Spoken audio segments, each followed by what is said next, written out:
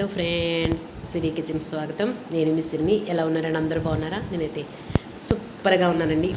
అందరూ బాగుండాలి, అందులో నేను ఉండాలి. ముందుగా అందరికీ నాగుల చవితి శుభాకాంక్షలు అండి. అందరూ వెళ్ళారా? పుట్ట దగ్గరికి వెళ్ళారా? పాలు పోసారా?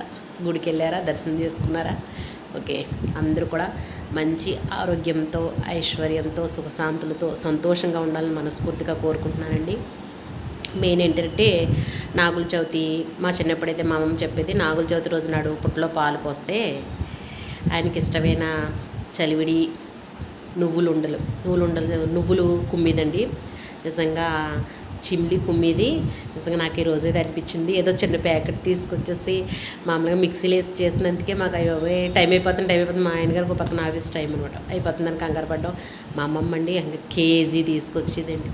తీసుకొచ్చి ఎప్పుడు లేచేదో తెలియదు, పెద్ద ఉండ చేసేది, పెద్ద పళ్ళెల్లో పెట్టుకునేది. సలివిడి చిమ్లి ఎక్కడో అత్తిల సైడ్ అక్కడెక్కడో ఉన్నాయి పుట్టలంటే అక్కడ తీసుకెళ్ళేది మమ్మల్ని, ఆ పొలాల్లోంచి తీసుకెళ్ళి.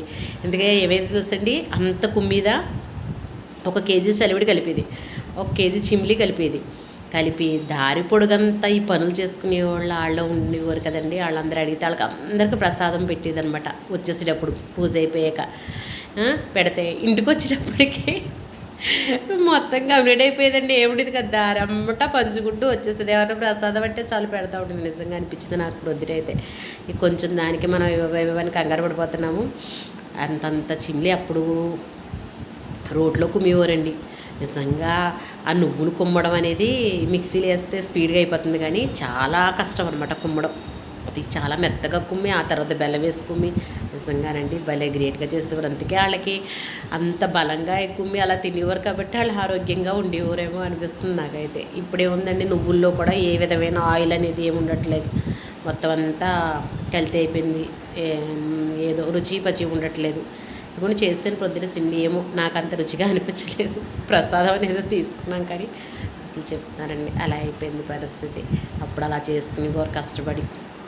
నిజంగా ఎప్పుడు లేచేవారు, ఎప్పుడు అన్నీ రెడీ చేసుకునేవారు. మా అమ్మమ్మకి పాడి కూడా ఉండేదండి. పాడికి మా తాత దగ్గర పాలు తీయడానికి వెళ్ళేటప్పుడు అన్నీ రెడీ చేసి ఉంచాలి. చాలా కష్టం అండి బాబు. ఆ రోజులు వాళ్ళు చాలా కష్టపడ్డారు, అందుకే ఆరోగ్యంగా ఉన్నారు.